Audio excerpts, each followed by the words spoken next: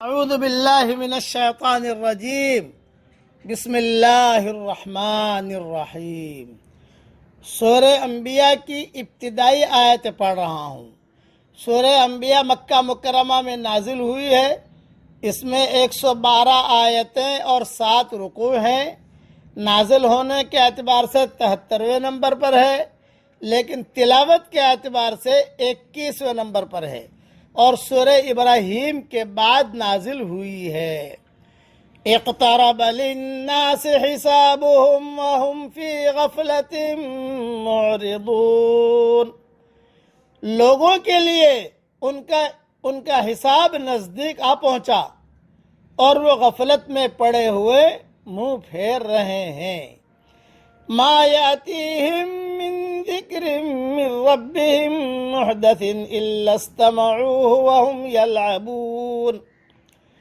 ان کے رب کی طرف سے جو بھی نئی نصیحت ان کے پاس آتی ہے وہ اس کو ہنسی کرتے ہوئے سنتے ہیں۔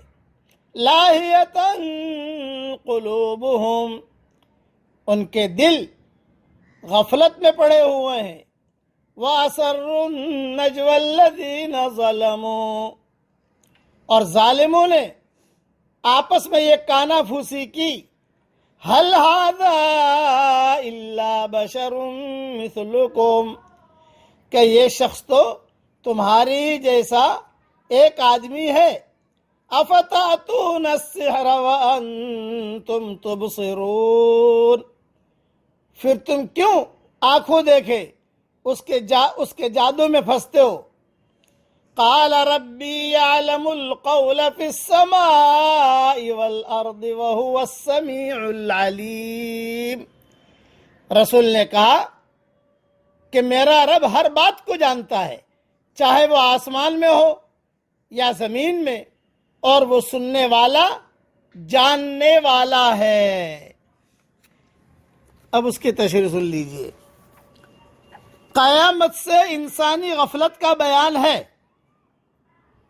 موت کی چکی زور زور سے چل رہی ہے اور لوگ غفلتوں میں پڑے ہوئے ہیں۔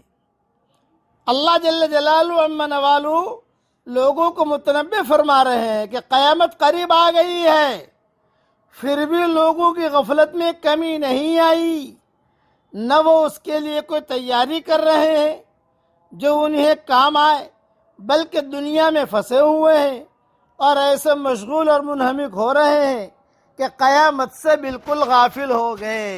جیسا اور آیت میں اللہ تعالیٰ فرماتے ہیں، اتا امر اللہ فلا تستعجلوہ، امر ربانی آ گیا، اب کیوں جلدی مچا رہے ہو۔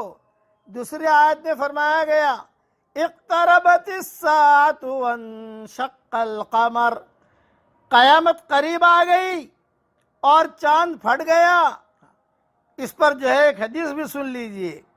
حضرت عامر ابن ربیعہ کے یہاں رضی اللہ تعالیٰ عنہ کے یہاں ایک صاحب مہمان بن کے آئے۔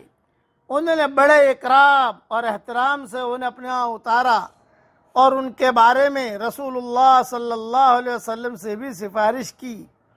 ایک دن یہ بزرگ مہمان ان کے پاس آئے اور کہنے لگے کہ رسول اللہ صلی اللہ علیہ وسلم نے مجھے فلاں وادی عطا فرما دی ہے، میں چاہتا ہوں کہ اس بہترین زمین کا ایک ٹکڑا میں آپ کے نام کر دوں، کہ آپ کو بھی فالق الباری رہے، ایک پلاٹ آپ کو بھی دے دوں تاکہ آپ کے دھندے میں کام آوے، ہدیہ کروں آپ کو، تاکہ آپ کو بھی فارغ البالی رہے، آپ دین کا کام کر سکیں، اور آپ کے بعد آپ کے بال بچے بھی آسودگی سے گزر کریں، اور آپ کی کچھ ہیلپ بھی ہو جائے گی۔ حضرت عامر رضی اللہ تعالیٰ عنہ نے جواب دیا کہ بھائی مجھے اس کی کوئی ضرورت نہیں، اللہ معاف فرمائے، آج تو اگر 5 جوتے بھی ہو تو بھی آدمی لے لیتا، منع کرنے کا رواج آج کل ہے ہی نہیں، آنے دو جتنا آتا ہے، حلال کھاؤ حرام کھاؤ جو بھی، بس آنے دو۔ اور وہاں یہ تھی، اسی لیے مولانا یوسف صاحب رحمۃ اللہ علیہ نے باب رد المال کا باب باندھا،